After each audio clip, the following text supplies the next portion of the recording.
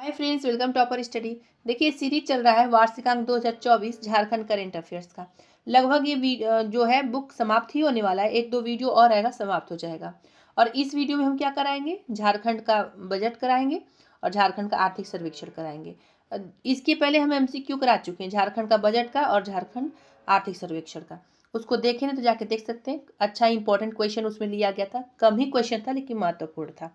अब इसमें जो है कि डिटेल में थोड़ा है और वन लाइनर भी है, कुछ कुछ इंपॉर्टेंट फैक्ट भी दिया है।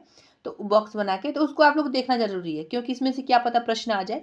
शिवांगन पब्लिकेशन का तो इसमें अच्छा कंटेंट लिया भी जाता है। चलिए देखते हैं। चैनल पहली बार विजिट करें, सब्सक्राइब जरूर कर लीजिएगा और अच्छा लगे तो लाइक कर दीजिएगा, शेयर कर दिया करिए अपने तरफ से। लोग हम कहते नहीं है, भूल जाते हैं। तो देखिए, झारखंड का आर्थिक सर्वेक्षण 2023-24।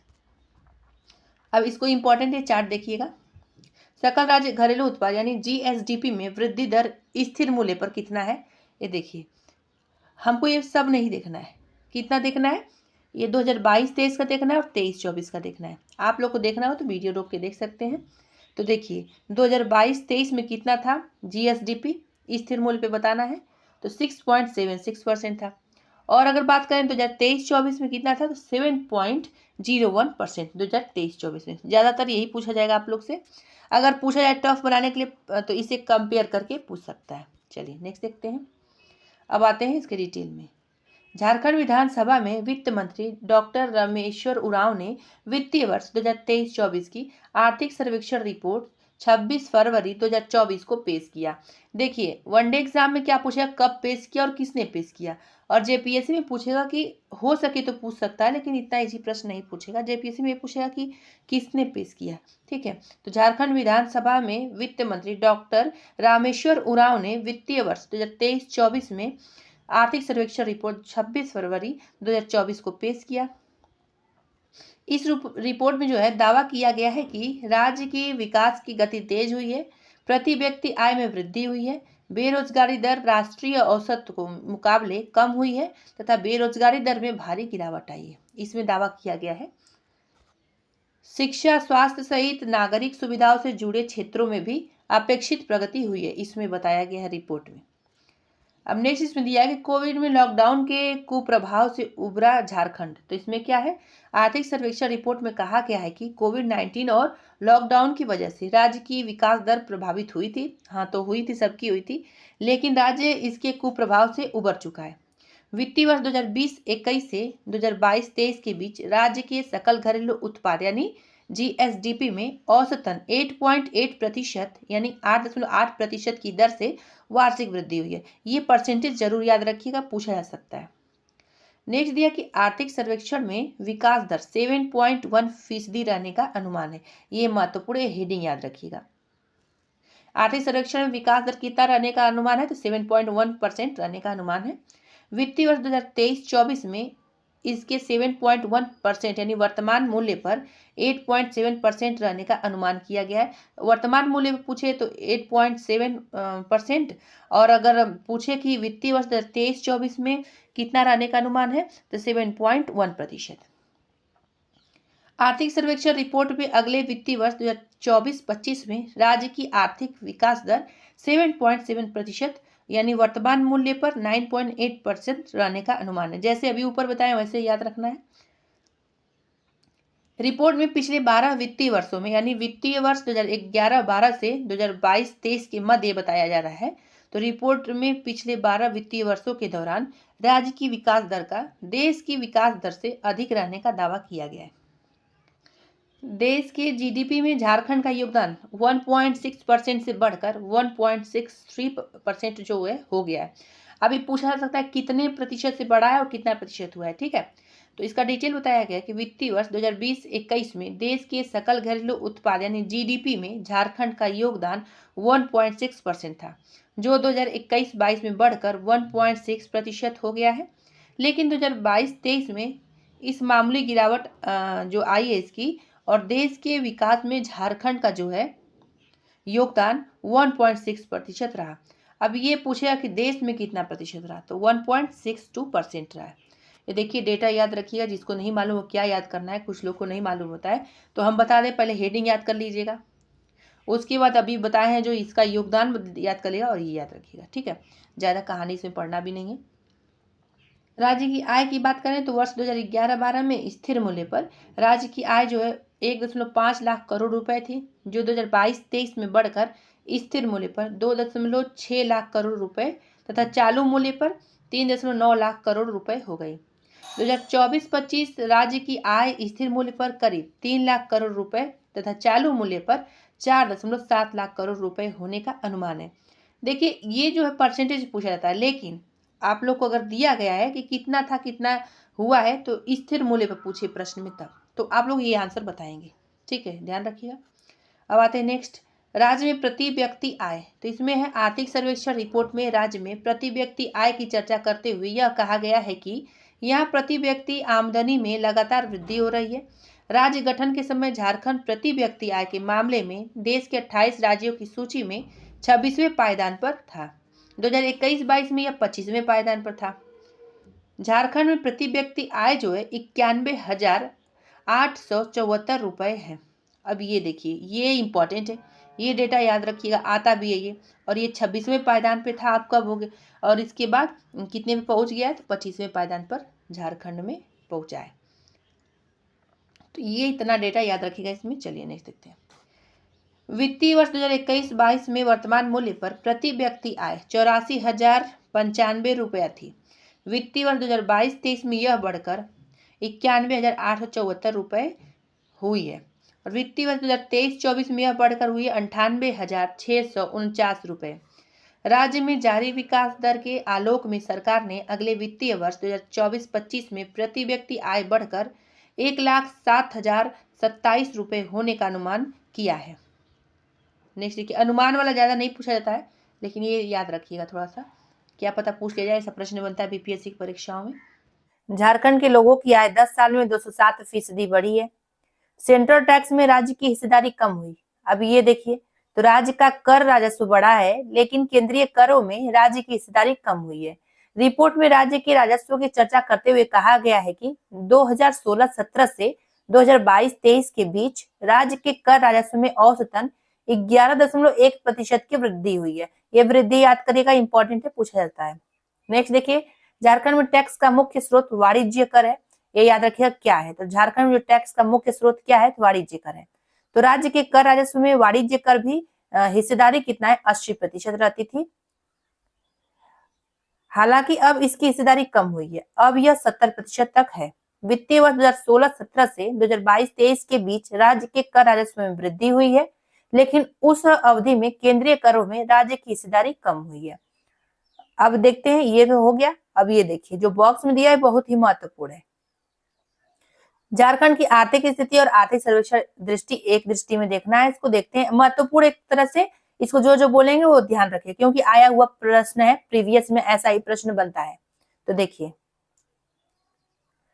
सकल राज्य घरेलू उत्पाद स्थिर मूल्य पर 2023-24 में कितना है, तो इसका आंसर होगा 2.6 लाख करोड़ रुपए।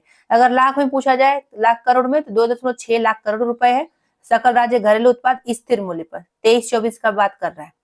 सकल राज्य घरेलू उत्पाद 2023-24 में चालू मूल्य पर, बताइए चालू मूल्य है, तो इसका आंसर हो जाएगा 3.9 लाख करोड़ रुपए। अब एक बात और याद रखिए कि परीक्षा में अगर स्थिर मूल्य पूछे तो आप लोग को ये डेटा बताना है, और अगर क्या पूछे चालू मूल्य पूछे तो ये डेटा बताना है।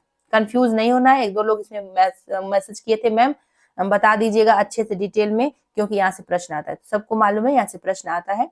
देखिए, सकल राज्य घरेलू उत्पाद स्थिर मूल्य पर 2024 से 25 में अनुमानित है, कितना अनुमानित है, तो 3 लाख करोड़ रुपए अनुमान किया गया है। सकल राज्य घरेलू उत्पाद 2024-25 में चालू मूल्य पर अनुमानित कितना है, ये स्थिर मूल्य पर अनुमानित था, ये चालू मूल्य पर अनुमानित कितना है बताइए, 4.7 लाख करोड़ रुपए, यानी 4.7 लाख करोड़ रुपए है।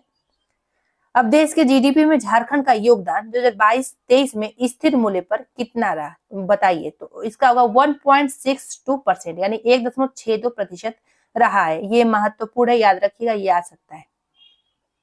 सकल राज्य घरेलू उत्पाद में प्राथमिक, द्वितीयक एवं तृतीयक क्षेत्र का योगदान 2021-22 में क्या रहा है, तो प्राथमिक जो है क्षेत्र का योगदान रहा है 21.8%, यानी 21.8%। द्वितीय क्षेत्र का योगदान कितना रहा है 33.6%। और तृतीय क्षेत्र की बात करें, इसका योगदान कितना रहा है, तो 44.6%। अब आप लोग से पूछे कि 2021-22 में तृतीय क्षेत्र में योगदान रहा है सबसे ज्यादा कि द्वितीय क्षेत्र में रहा है, तो आप बताएंगे सबसे ज्यादा योगदान तृतीय क्षेत्र में रहा है। कितना, तो 44.6%। याद रखिएगा। झारखंड की प्रति व्यक्ति आय 2022-23 में चालू मूल्य पर कितना, तो ये है 91,894 रुपए। झारखंड की प्रति व्यक्ति आय 2023-24 में चालू मूल्य पर बताइए, 22-23 का था, अब ये 23-24 का है। चालू मूल्य पर बताइए तो इसका होगा 98,649 रुपए। झारखंड की प्रति व्यक्ति आय 2024-25 में चालू मूल्य पर अनुमानित में बताइए कितना अनुमानित किया गया है, 1,07,027 रुपए। राजकोषीय घाटा 2023-24 में राज्य की जीएसडीपी का कितना प्रतिशत, तो 2.73%। बहुत ही महत्वपूर्ण है, यहाँ से प्रश्न आता है बीपीएससी परीक्षा में, अन्य एग्जामों में यहाँ से प्रश्न आता है, देखिएगा जरूर। राजकोषीय घाटा 2024-25 में राज्य के जीएसडीपी का अनुमानित कितना है, तो 2.02% अनुमानित है। राज्य की बेरोजगारी दर में आई गिरावट, तो रिपोर्ट में कहा गया है कि राज्य की बेरोजगारी दर में भारी गिरावट आई है। राज्य में वित्तीय वर्ष 2017 से 18 में बेरोजगारी दर 7.7% थी। वित्तीय वर्ष 2022-23 में यह घटकर 1.7% हो गई है। बहुत महत्वपूर्ण डेटा ये, याद रखिएगा। तो राज्य के श्रमिक भागीदारी दर और श्रमिक जनसंख्या अनुपात राष्ट्रीय औसत से अधिक है, लेकिन बेरोजगारी दर देश की तुलना में कम है। राज्य में गरीबी, तो नीति आयोग की रिपोर्ट के अनुसार वर्ष 2015 से 16 में राज्य के 42.2% यानी 42.1% लोग गरीबी रेखा के नीचे थे। इनकी संख्या 2019 से 21 की अवधि में घटकर 28.8% रह गई, यानी 28.8% रह गई। इस प्रकार इन 5 वर्षों की अवधि में राज्य की गरीबी में करीब 32% की कमी आई। इन 5 वर्षों की अवधि में ग्रामीण क्षेत्र में गरीबी 51% से घटकर 35% रह गई और शहरी क्षेत्र में यह करीबन 15% से घटकर करीब 8.7% रह गई। अब ये पूछे ना कि नीति आयोग की रिपोर्ट के अनुसार बताइए, तो ये रहेगा इतना, और वैसे बताए आर्थिक सर्वेक्षण के हिसाब से बताइए, तो अभी बताए हैं ऊपर, उसको याद रखिएगा। चलिए नेक्स्ट देखिए, चार्ट भी बताए थे। मुद्रास्फीति आरबीआई की निर्धारित सीमा के अंदर, तो रिपोर्ट में राज्य के मुद्रास्फीति के रिजर्व बैंक द्वारा निर्धारित सीमा के अंदर होने की बात कही गई है। रिजर्व बैंक में मुद्रास्फीति दर 6% से कम रखने की नीति निर्धारित की गई थी। वर्ष 2022-23 में राज्य में मुद्रास्फीति दर 6.1% थी। चालू वित्तीय वर्ष के दौरान इससे 6% से कम होने का अनुमान है। झारखंड में साक्षरता दर 7% बढ़ी है, मतलब 7% तक बढ़ी है साक्षरता दर। तो झारखंड में साक्षरता दर पिछले कुछ वर्षों में वृद्धि हुई है। वर्ष 2017 से 18 में राज्य की साक्षरता दर 72% थी, जो कि वर्ष 2022-23 में बढ़कर 79 यानी 79% हो गई है। हालांकि महिलाओं की साक्षरता दर पुरुषों की साक्षरता दर से कम है। इस अवधि में महिलाएं की साक्षरता दर 3% की औसत वृद्धि जो है दर्ज की गई है, जबकि पुरुषों की जो है कितना दर प्रतिशत में है, तो 1.3% की दर से बढ़ी है। अब देखिए क्या पढ़ना है, पुरुषों का और महिलाओं का कितना प्रतिशत साक्षरता दर है ये याद रखना है। अब कितना प्रतिशत था, कितना प्रतिशत ये भी याद रख लीजिएगा, क्योंकि इंपॉर्टेंट यहाँ से प्रश्न बनता है। अगर आप लोग से पूछे आर्थिक सर्वेक्षण के अनुसार बताइए तब, अगर आप लोग से जनगणना के अनुसार बताइए तो चेंज हो जाएगा। नेक्स्ट देखिए, अब झारखंड आर्थिक सर्वेक्षण एक नजर में, मतलब ये बहुत ही महत्वपूर्ण है। इस पेज पे जितना हम डिटेल बताए हैं कुछ कुछ उसमें से इंपॉर्टेंट यहाँ पे है। तो देखिए, कोविड में लॉकडाउन के कुप्रभाव से उभरा झारखंड। दूसरा कि आर्थिक सर्वेक्षण में विकास दर 8.7% रहने का अनुमान लगाया गया है। देश के जीडीपी में झारखंड का योगदान 1.6 से बढ़कर 1.63% हुआ, ये महत्वपूर्ण है। राज्य में प्रति व्यक्ति आय में लगातार हो रही है वृद्धि। अगला है कि झारखंड में प्रति व्यक्ति आय 91,874 रुपए है। मुद्रास्फीति आरबीआई की निर्धारित सीमा के अंदर है। राज्य की बेरोजगारी दर में आई गिरावट। नेक्स्ट है कि झारखंड में टैक्स का मुख्य स्रोत वाणिज्य कर है। देखिए यहाँ पे भी मुख्य फैक्ट दे दिया गया है, मतलब इंपॉर्टेंट है। नेक्स्ट देखिए, उच्च शिक्षा में राष्ट्रीय औसत में काफी पीछे है। देखते हैं, उच्च शिक्षा के मामले में राज्य की स्थिति राष्ट्रीय औसत से पिछड़ी हुई है। उच्च शिक्षा में राज्य का सकल नामांकन अनुपात वर्ष 2016 से 17 में 15.9% था, जो वर्ष 2022-23 में 17% तक पहुंच गया है। इसके बावजूद राष्ट्रीय औसत 27.3% की तुलना में काफी कम है। लोगों को सस्ता इलाज देने में राज्य की प्रगति पर है। ठीक है, देखते हैं। राज्यवासियों को सस्ता इलाज उपलब्ध कराने में जो झारखंड राज्य प्रगति कर रहा है। नीति आयोग के सतत विकास लक्ष्य यानी एसडीजी इंडेक्स में झारखंड ने वर्ष 2021 में कुल 66 में से 56 अंक हासिल किया था। संस्थागत प्रसव की स्थिति भी बेहतर हुई है झारखंड में। राज्य में 76% महिलाओं का संस्थागत प्रसव होता है। बावजूद इसके राज्य के सामने कई चुनौतियां हैं। पाकुड़ में सर्वाधिक 79.9% तथा चतरा में सबसे कम 56% यानी 56% महिलाएं एनीमिक शरीर से आयरन की कमी एनीमिक की बीमारी से ग्रसित हैं। बावजूद इसके स्वास्थ्य के बजट का महज 57% यानी 57% ही खर्च किया जा सकता है। शहरी स्वच्छता और जलापूर्ति में सुधार। तो राज्य में पाइप से जलापूर्ति लेने वाले शहरी आवासों की संख्या में लगातार बढ़ोतरी हो रही है। वर्ष 2021 से 22 में यह जहां 20% था, वह वर्ष 2022-23 में बढ़कर 21.25% था। वर्ष 2023-24 में सितंबर तक 22.43% पहुंच गई है। शहरी घरों में शौचालय का उपयोग 91.03% तक पहुंच गया है। कितना? 91.03% तक पहुंच गया है। अब देखिए झारखंड बजट पे आ गए हम लोग। इसको नाम दिया गया हमीनकर बजट, ये याद रख सकते हैं। 2024-25 का डेटा है। पहले आप लोग ये देखिए, कुछ लोग इसको स्किप कर देते हैं, लेकिन इसको देखना जरूरी है, यहाँ से 1-2 प्रश्न बनता है। तो देखिए, ऋण व अग्रिमों का वसूली से रुपया 0.09% तक आएगा। केंद्रीय करों में हिस्सेदारी से रुपया कितना आएगा? 31.29%। राज्य का स्व कर राजस्व से रुपया आएगा 26.53%। राज्य का स्व कर भिन्न राजस्व से रुपया आएगा 14.97%। केंद्रीय सरकार से अनुदान से रुपया कितना आएगा? 13.16%। उसके बाद उधार एवं अन्य देनदारी से रुपया आएगा 13.96%। अब सब याद करने की जरूरत नहीं है, आप लोग याद भी कर सकते हैं, लेकिन इससे क्या पूछा जाता है? सबसे ज्यादा कहाँ से रुपया आएगा और रुपया सबसे ज्यादा कहाँ जाएगा। ठीक है, यहाँ पे कहाँ जाएगा तो यहाँ पे कहाँ से आएगा। ठीक है, ध्यान रखिएगा। तो इसमें सबसे ज्यादा रुपया आएगा केंद्रीय करों में हिस्सेदारी से, कितना? 31.29%। उसके बाद दूसरे नंबर पे रुपया कहां से आएगा? तो राज्य का स्व कर राजस्व से कितना आएगा? 26.53%।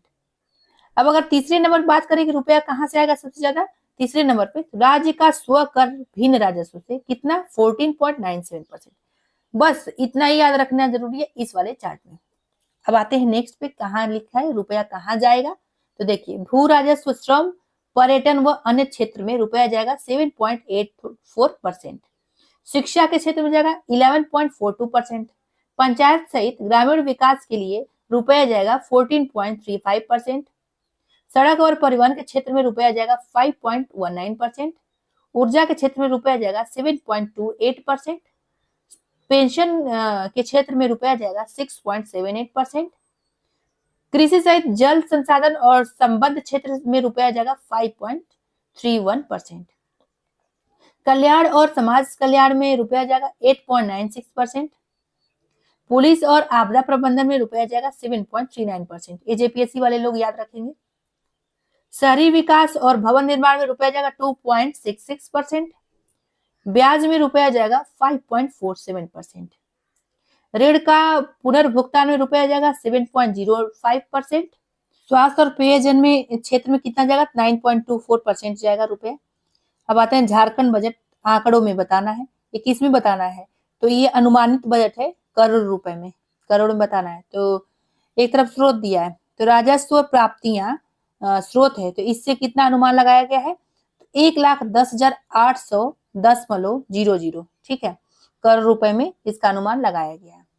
कर राजस्व में कितना अनुमान लगाया? 74,538.22 करोड़ रुपए में अनुमान लगाया गया है कर राजस्व में। अब ये कर राजस्व में 2 भागों में बांटा गया है। केंद्रीय करों की हिस्सेदारी कितनी होगी और राज्य का स्व कर राजस्व में हिस्सेदारी कितना होगा? तो केंद्रीय करों में हिस्सेदारी होगी 40,338.22 करोड़ रुपए और राज्य का स्व कर राजस्व में हिस्सेदारी कितनी होगी? 34,210.00 करोड़ रुपए। ध्यान रखिएगा, 34,210.00 करोड़ रुपए होगा राज्य का स्व कर राजस्व में। बात है कर भिन्न राजस्व में, तो 36,261.78 करोड़ रुपए यानी 36,261.78 करोड़ रुपए होगा कर भिन्न राजस्व में इसकी हिस्सेदारी। अब इसमें भी दो भागों में बांटा गया है, राज्य का स्वकर भिन्न राजस्व में हिस्सेदारी और केंद्र सरकार से अनुदान में तो इसका हिस्सेदारी। तो राज्य का स्वकर भिन्न राजस्व में हिस्सेदारी कितना है 19,300.43 करोड़ रुपए और केंद्रीय सरकार से अनुदान में कितना हिस्सेदारी तो 16,961.35 करोड़ रुपए। पूंजी प्राप्तियां देखते हैं तो इसका है 18,100.00 करोड़ रुपए। अब इसमें भी बांटा गया है तीन भागों में, ऋणों की वसूली में तो 100.00 करोड़ रुपए में पूंजी प्राप्तियां की हिस्सेदारी ऋणों की वसूली में, और अन्य प्राप्तियां जो है विविध पूंजीगत प्राप्तियां की हिस्सेदारी एक भी नहीं है। उधार एवं अन्य देयताएं की हिस्सेदारी कितनी है 18,000 करोड़ रुपए है, ध्यान रखिएगा। अब देखते हैं कुल प्राप्तियां कितनी हुई तो 1,28,900.00 करोड़ रुपए है। अब स्थापना व्यय कितना है 49,117.30 करोड़ रुपए। नेक्स्ट देखिए, राजस्व खाते पर जिसमें ब्याज भुगतान का हिस्सेदारी कितना होगी तो ये होगी 7,054.57 करोड़ रुपए, यानी 7,054.57 करोड़ रुपए होगी। वेतन में कितना होगा 16,952.19 करोड़ रुपए। पेंशन में कितना होगा तो 8,741.49 करोड़ रुपए। नेक्स्ट देखिए, ये सब इंपॉर्टेंट नहीं है, कुछ कुछ इसमें महत्वपूर्ण है तो देख सकते हैं, तो स्किप भी कर दीजिएगा। पूंजी खाते पर जिसमें 8,593.6 करोड़ रुपए। अब इसमें आप लोग देख लीजिए, रोक के वीडियो उतना महत्वपूर्ण नहीं है, कहीं कहीं हो सकता है, तो सारा फालतू पढ़ाने का कोई मतलब नहीं है, आप लोग वीडियो रोक के देख सकते हैं। चलिए आगे देखते हैं, ये दिया है तो पढ़ा दिए हैं, लेकिन यहाँ पे महत्वपूर्ण तथ्य दिया है, यहाँ पे देखते हैं, क्योंकि समय कम है एग्जाम का आप लोग का, फालतू कहानी नहीं बताएंगे। बजट के महत्वपूर्ण तथ्य, झारखंड सरकार के वित्त मंत्री रामेश्वर उरांव ने 27 फरवरी 2024 को विधानसभा में वित्त वर्ष 2024-25 के लिए 1,28,900 करोड़ रुपए का बजट पेश किया। कितना 1,28,900 करोड़ रुपए का बजट पेश किया है। अगले वित्त वर्ष के लिए बजटीय अनुमान पिछले वार्षिक वित्तीय विवरण से 10% से अधिक है। जेएमएम की अगुवाई वाली गठबंधन सरकार ने 2023-24 के लिए 1.16 लाख करोड़ रुपए का बजट पेश किया था। नेक्स्ट देखिए, वित्तीय वर्ष 2024-25 के लिए पेश हमीन कर बजट में राज्य सरकार ने सभी वर्गों पर ध्यान देने की कोशिश की है। बजट में गरीबों, वंचितों, शोषितों, आदिवासियों, दलितों, पिछड़ों, अल्पसंख्यकों, युवाओं, महिलाओं, बुजुर्गों, मजदूरों और किसानों के लिए प्रावधान किया गया है। अब इतना ही नहीं पढ़ने की जरूरत था, लेकिन पढ़ दिए। राज्य में पहली बार बच्चों पर विशेष ध्यान देने के लिए बाल बजट बनाया गया है, महत्वपूर्ण है। इसमें बच्चों से संबंधित कुल 80 योजनाओं को शामिल किया गया। कितना तो 80 योजनाओं को। बजट में जन कल्याण से संबंधित गठबंधन सरकार की पुरानी योजनाओं को विस्तार देने हेतु नई योजनाओं को भी शामिल किया गया है। बजट में सबसे अधिक राशि का प्रावधान आर्थिक प्रक्षेत्र के लिए किया गया है, ये याद रखिएगा। इस दौरान वित्त मंत्री ने किसानों के लिए एक बड़ी घोषणा की है। झारखंड की चंपई सोरेन सरकार ने किसानों की ऋण की माफी की सीमा को 50,000 से बढ़ाकर 2 लाख रुपए कर दिया है, महत्वपूर्ण ये। और इसके अलावा एनपीए खाता धारक किसानों को भी इस योजना में शामिल किया गया है। बजट गरीबों, किसानों, आदिवासियों और महिलाओं सहित समाज के हर वर्ग की आकांक्षाओं को पूरा करेगा और राज्य के समग्र विकास को गति देगा। वित्त मंत्री बताया कि सरकार ने योजनाओं पर 62% और स्थापना खर्च पर 38% राशि खर्च करने का निर्णय लिया है। 2024-25 की तुलना में राजस्व आय में 11.8% की वृद्धि के साथ 53,500 करोड़ रुपए होने का अनुमान है। राज्य को कर राजस्व के सबसे अधिक यानी 34,200 करोड़ रुपए का प्राप्त होंगे। 2024-25 में राजकोषीय घाटे का अनुमान 9,500 करोड़ रुपए है, जो सकल राज्य घरेलू उत्पाद का 2.02% होगा। राज्य को कर राजस्व में 34,200 करोड़, गैर कर राजस्व से 19,301 करोड़ और केंद्रीय सहायता से 16,961 करोड़। केंद्रीय करों में राज्य की हिस्सेदारी 40,338 करोड़ और लोक ऋण से 18,000 तथा उधार एवं अग्रिम वसूली से 100 करोड़ रुपए प्राप्त होंगे। नेक्स्ट, झारखंड सरकार ने गरीबों को चावल दाल के साथ सोयाबीन देने का निर्णय लिया है। अब वह आवास योजना के लिए 4,831 करोड़ 83 लाख रुपए का बजट रखा गया है। ग्रामीण विकास के लिए 11,316 करोड़ 7 लाख रुपए का बजट रखा गया है। पेंशन के लिए 1,447 करोड़ 17 लाख रुपए का बजट रखा गया है। किशोरी समृद्धि योजना के लिए 468 करोड़ रुपए और महिलाओं और बच्चों के लिए 8,021 करोड़ 93 लाख रुपए का प्रावधान किया गया है। नेक्स्ट देखते हैं और क्या दिया है। अगले 2 वर्षों में राज्य के 4,036 पंचायत स्तरीय विद्यालय को आदर्श विद्यालय बनाने का लक्ष्य रखा गया है। साथ ही 130 विद्यालयों में प्रयोगशालाओं की भी स्थापना की जाएगी।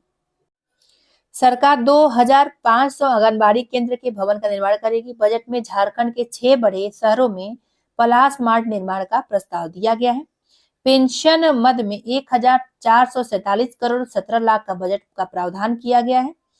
1,500 रुपए के मातृत्व किट को 6 लाख लाभार्थियों के बीच वितरित करने का लक्ष्य रखा गया है।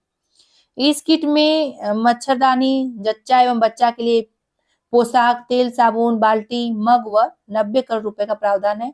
ये महत्वपूर्ण नहीं है।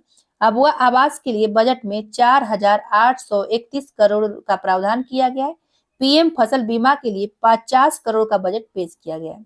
राज्य में 4 डिग्री और 4 महिलाएं कॉलेज खोले जाएंगे। इस साल कृषि विभाग के पास कुल बजट 4,606 करोड़ रुपए का प्रावधान है। नेक्स्ट देखिए क्या दिया है। मुख्यमंत्री पशुधन के लिए बजट में 200 करोड़ का प्रस्ताव रखा गया है। भवन निर्माण के लिए 203 करोड़ रुपए से अधिक का प्रस्ताव है।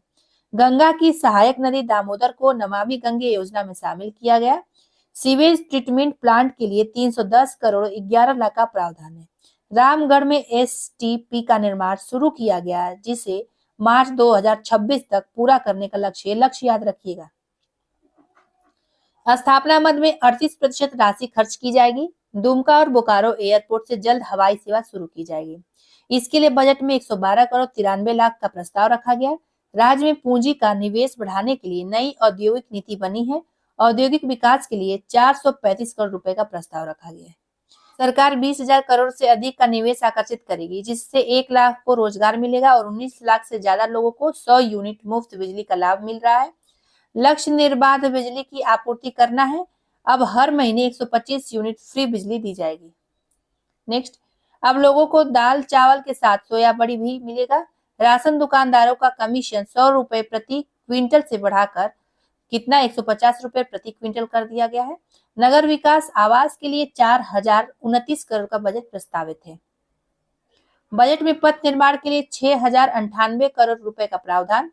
वित्तीय वर्ष 2023-24 में 1 लाख किलोमीटर सड़कों के निर्माण का लक्ष्य है। 2030 तक 10 कृषि यंत्र बजट के लिए 200 करोड़ का प्रावधान किया गया है। ये इंपॉर्टेंट है। जीबीटी के जरिए शिक्षकों को प्रोत्साहन राशि दी जाएगी। योजना मद में 62% राशि खर्च होगी। आदिवासी महिलाओं और पुरुषों को दिल्ली लेकर जाते हैं पारंपरिक नृत्य के लिए, तो बीज वितरण के लिए बजट में 80 करोड़ रुपए का प्रावधान किया गया है।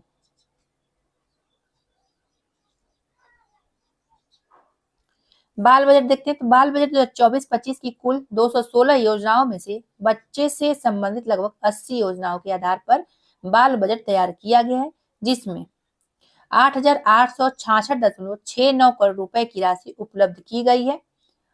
यह राशि बजट के अंतर्गत दिए गए योजनाओं के लिए कुल उपलब्ध राशि है। कितना है? 18% है। कुल उपलब्ध राशि का 18% है तथा राज्य की कुल योजना आकार का 11% है।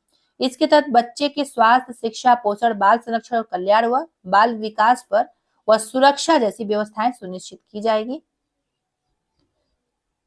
विभागवार आवंटन, अब इसको वीडियो रोक के आप लोग देख लीजिए कितना विभागवार आवंटन है।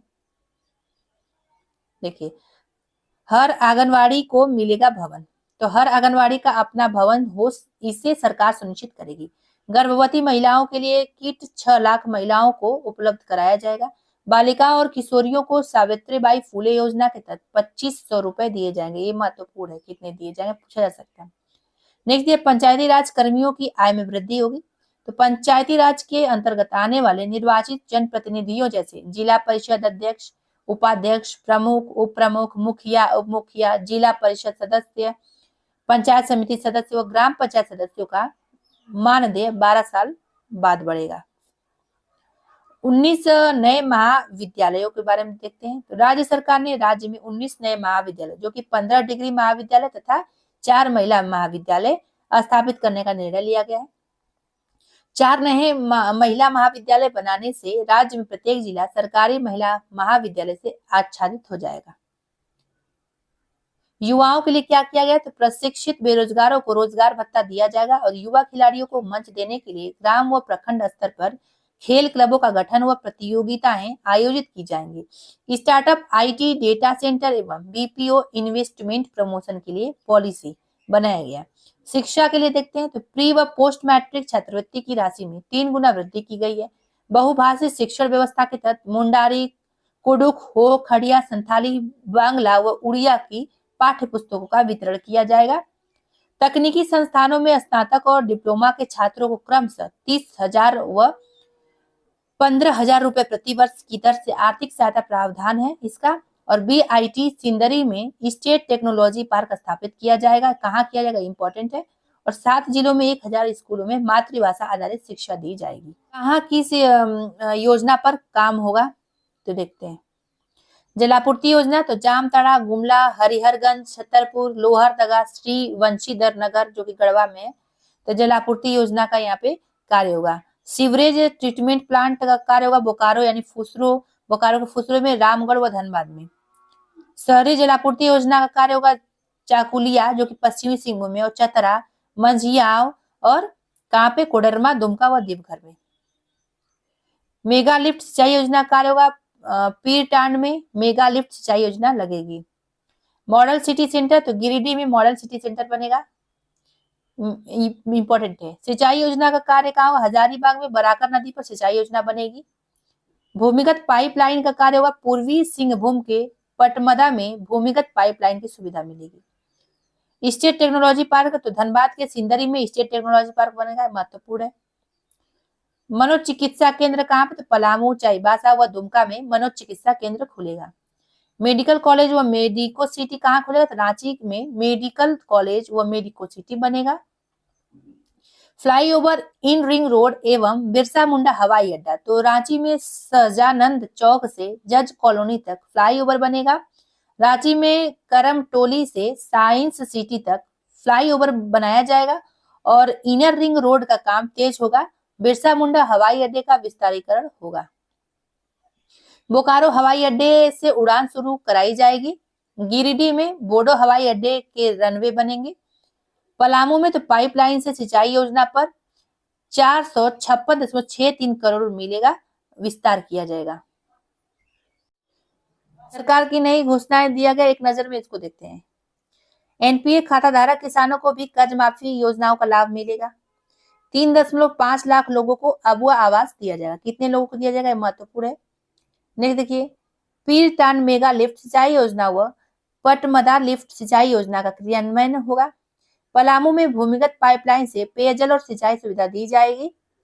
प्रखंड स्तरीय 325 लीटर स्कूल का संचालन किया जाएगा। लर्निंग मैनेजमेंट सिस्टम विकसित किया जाएगा। अखड़ा में पारंपरिक वाद्य यंत्रों की आपूर्ति की जाएगी। Artificial intelligence, cloud computing, retail, hospitality व फाइनेंशियल सर्विस की शिक्षा दी जाएगी। नेक्स्ट है, राशन दुकानों में 4G नेटवर्क आधारित ई पॉस सिस्टम लगाया जाएगा। नेक्स्ट है, state institution for transformation of Jharkhand की स्थापना की जाएगी। अब आगे देखते हैं।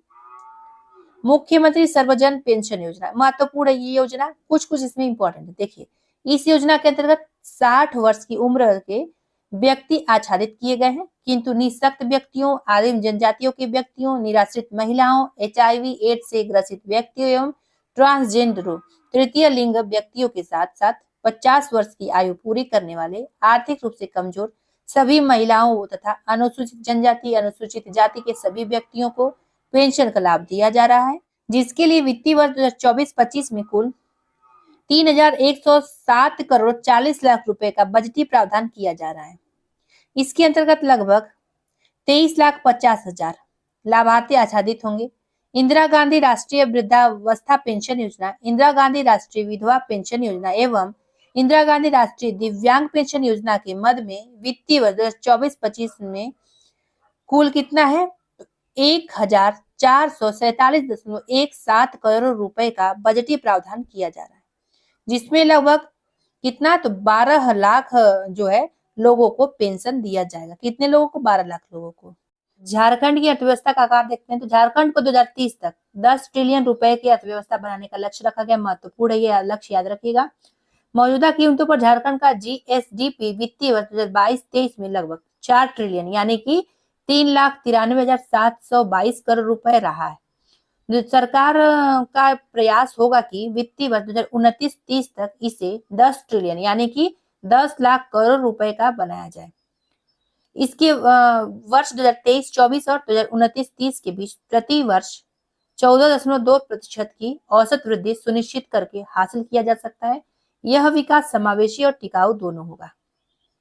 हम नेक्स्ट देखते हैं ग्रिड सबस्टेशन। इसके बारे में मान्यवर, कोडरमा, चांडिल, बलियापुर, गोमिया एवं देवीपुर में ग्रिड सबस्टेशन के निर्माण का कार्य कराया जा रहा है, जबकि सिमरिया, बड़का गांव, गोला, दुग्धा, महुदा और निरसा, गांवा, पुटकी, रामगढ़, विष्णुगढ़, पीटरवार एवं हंटरगंज में ग्रिड सबस्टेशन तथा संबंधित संचरण लाइन का निर्माण कराया जा रहा है। उतना ही महत्वपूर्ण नहीं है। मॉडल सोलर सिटी के बारे में जानते हैं। अध्यक्ष महोदय जो है गिरिडीह को मॉडल सोलर सिटी विकसित किया जा रहा है, और उसके बाद जिसका दायरा जो है वित्तीय वर्ष 2024-25 में शहर से बढ़ाकर संपूर्ण जिला में करने का प्रस्ताव, ये भी महत्वपूर्ण नहीं है। सिंगल विंडो व्यवस्था के बारे में देखते हैं। सिंगल विंडो व्यवस्था के तहत निवेशकों को सभी प्रकार की आवश्यकता सूचना उपलब्ध कराई जाती है एवं ऑनलाइन आवेदन की सुविधा उपलब्ध होगी। बस इतना ही जानिए इसके बारे में। नेक्स्ट, यहीं पे खत्म होता है बजट भी। अब आते हैं वित्त आयोग। 5वां झारखंड राज्य वित्त आयोग और 16वां वित्त आयोग बहुत महत्वपूर्ण है, इसको जरूर देखिएगा। तो 5वां झारखंड राज्य वित्त आयोग के बारे में देखते हैं पहले कि 5वां झारखंड राज्य वित्त आयोग, झारखंड सरकार ने राज्य में 5वें वित्त आयोग का गठन कर दिया। रिटायर्ड आईएएस अमरेंद्र प्रताप सिंह को आयोग का अध्यक्ष नियुक्त किया गया है, जबकि रांची स्थित संत जेवियर कॉलेज के एसोसिएट प्रोफेसर और शास्त्री हरीश्वर दयाल सदस्य बनाए गए हैं। राज्य के पंचायती राज विभाग के निदेशक पदेन सदस्य होंगे। राज्य सरकार की अनुशंसा पर झारखंड के राज्यपाल सीपी राधाकृष्णन ने इनकी नियुक्ति का आदेश जारी किया। गौरतलब है कि झारखंड पंचायती राज अधिनियम 2001 की धारा 114 के तहत राज्य में वित्त आयोग के गठन का प्रावधान किया गया है। इसके पहले जुलाई 2019 में चतुर्थ राज्य वित्तीय आयोग का गठन किया गया था। वर्ष 2004 में वित्त आयोग बनाया गया था। देखते हैं क्या कहाँ बनाया गया था। तो वर्ष 2004 में जब राज्य वित्त आयोग बनाया गया था, इसके पहले अध्यक्ष कौन थे? आईएएस अधिकारी शिव बसंत बनाए गए थे इसके पहले अध्यक्ष। ठीक है, ध्यान रखिएगा, पूछा जा सकता है। एनके मिश्र वर्ष 2018 तक अध्यक्ष रहे थे, उनके बाद यह पद खाली हो गया था। अब राज्य सरकार ने 11 जुलाई 2022 को हुई कैबिनेट की बैठक में झारखंड राज्य वित्त आयोग नियमावली 2022 को मंजूरी दी।